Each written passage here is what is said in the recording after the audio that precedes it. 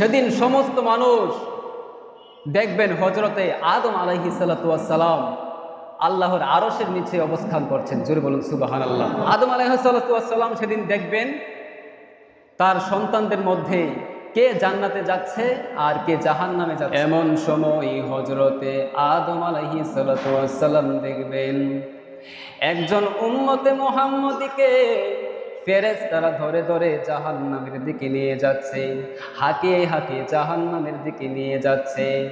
এবার হযরতে আদম আলাইহিস সালাতু ওয়াস সালাম আমার নবীকে ডাক দিবেন, হে আহমদ, হে আহমদ, আপনারা জানেন আমার দয়াল নবীজির জমিনের নাম হচ্ছে মুহাম্মদ, আর আসমানের মধ্যে আমার দয়াল নবীর নাম হচ্ছে আহমদ। জোরে বলুন সুবহানাল্লাহ।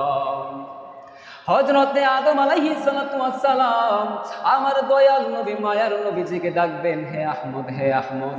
আমার দয়াল নবী মায়ার নবীজি দৌড়ে দৌড়ে আসবেন, হে লাব্বাইক ইয়া আবাল বাশার, লাব্বাইক ইয়া আবাল বাশার, হে মানব জাতির পিতা, আমি উপস্থিত, আমি উপস্থিত।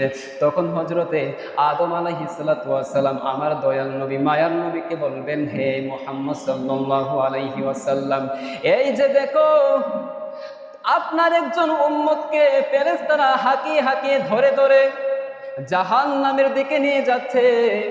আমার দয়াল নবী মায়ার নবীজির অন্তর তখন কষ্টে ভরে যাবে, কারণ আমার দয়াল নবী মায়ার নবীজির সামনে একজন উম্মতকে জাহান্নামের দিকে নিয়ে যাবেন, রহমতের নবী তো সেটা সহ্য করতে পারবেন না।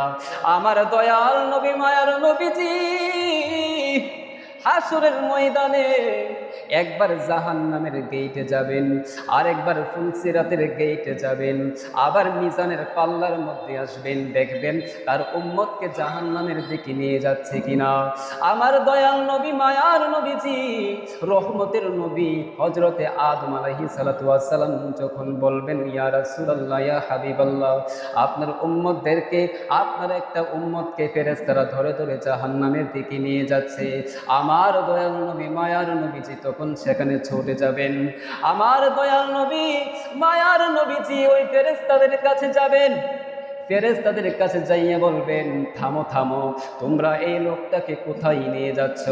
ওই ফেরেশতারা বলবেন, আল্লাহ পাক রব্বুল আলামিন আমাদেরকে বড় কঠিন হৃদয় দিয়ে পাঠিয়েছেন। আল্লাহ পাক রব্বুল আলামিন যা আদেশ করেন আমরা আল্লাহ পাক রব্বুল আলামিনের সে আদেশ বিন্দুমাত্র ব্যতিক্রম করি না। তখন আমার দয়াল নবী মায়ার নবীজি বাম হাত দাড়ি মুবারকের মধ্যে ধরবেন, আমার আল্লাহ পাক রব্বুল আলামিনের কাছে আহ্বান করবেন, আল্লাহ গো, ও আল্লাহ, তুমি তো আমাকে পৃথিবীর মধ্যে ওয়াদা দিয়েছিলা যে হাসরের ময়দানে আমার উম্মতদের ব্যাপারে আমাকে লজ্জিত করবেন না, আমার উম্মতদের ব্যাপারে আমাকে লাঞ্ছিত করবেন না।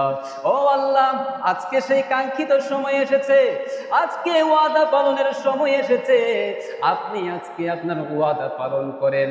তখন আমার আল্লাহ পাক রব্বুল আলামিন অদৃশ্য থেকে ফেরেশতাদেরকে বলবেন, আতিউ মুহাম্মাদান, ও ফেরেশতারা তোমরা মুহাম্মদের আনুগত্য করো। এবার প্রিয় নবী সাল্লাল্লাহু আলাইহি ওয়াসাল্লামের অনুরোধে ফেরেশতারা ওই ব্যক্তিটা মিজানের পাল্লার কাছে নিয়ে আসবেন। ইতিপূর্বে ওই লোকটাকে নেকির পাল্লা হালকা হয়ে যাওয়ার কারণে তার ভাগ্য দুর্ভাগ্য হয়ে গিয়েছিল, সে জাহান্নামী হয়ে গিয়েছিল। কিন্তু প্রিয় নবী সাল্লাল্লাহু আলাইহি ওয়াসাল্লামের অনুরোধে আল্লাহ পাক রব্বুল আলামিনের অনুমতি নিয়ে ফেরেশতাদের মাধ্যমে সেই লোকটাকে মিজানের পাল্লায় আসবেন। মিজানের পাল্লার কাছে নিয়ে আসার পর ওই ব্যক্তির আমলনামা মাপা হবে। আমলনামা যখন মাপা হবে তার নেকির পাল্লার মধ্যে আমার প্রিয় নবী সাল্লাল্লাহু আলাইহি ওয়াসাল্লাম একটা কাগজের টুকরা রাখবেন। ওই কাগজের টুকরা যেই মাত্র রাখবেন তার আমলনামা মুহূর্তের মধ্যে পাপের চাইতে অনেক বেশি হয়ে যাবে। ওই কাগজের টুকরার উসিলায় তার আমলের নামা অনেক বাড়ি হয়ে যাবে। সেই ব্যক্তিটি মুহূর্তের মধ্যে সৌভাগ্যবান হয়ে যাবে।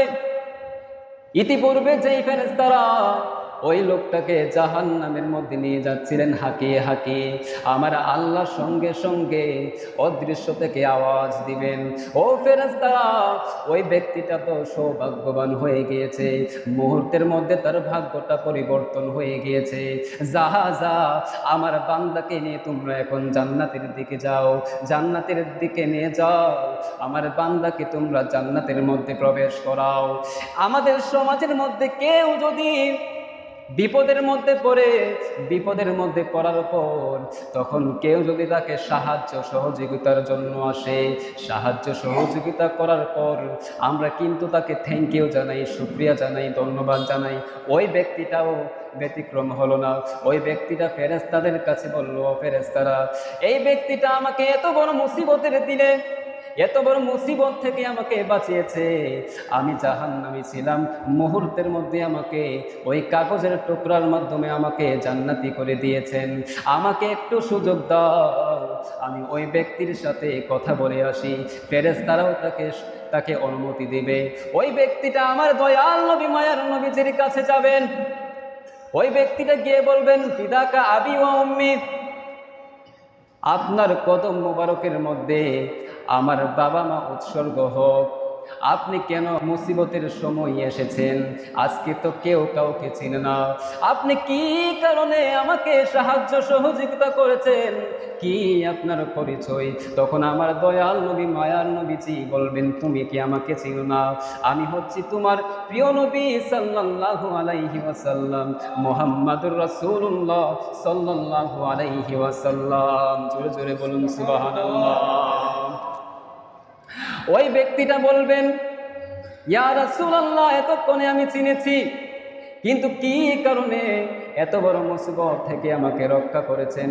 তখন আমার প্রিয় নবী সাল্লাল্লাহু আলাইহি ওয়াসাল্লাম বলবেন, তুমি জানো নাকি, তুমি যে আমার উপর দুনিয়ার মধ্যে একবার দরুদ শরীফ পড়েছো, আমি তোমার দরুদখানা সংরক্ষণ করে রেখেছি, হেফাজত করে রেখেছি, যখন তুমি হাসরের ময়দানে বিপদের মধ্যে পড়ে যাবে, আমি তোমাকে সেদিন রক্ষা করার জন্য তোমার এই দরুদ শরীফখানা আমি সংরক্ষণ করে রেখেছি। জোরে বলুন সুবহানাল্লাহ।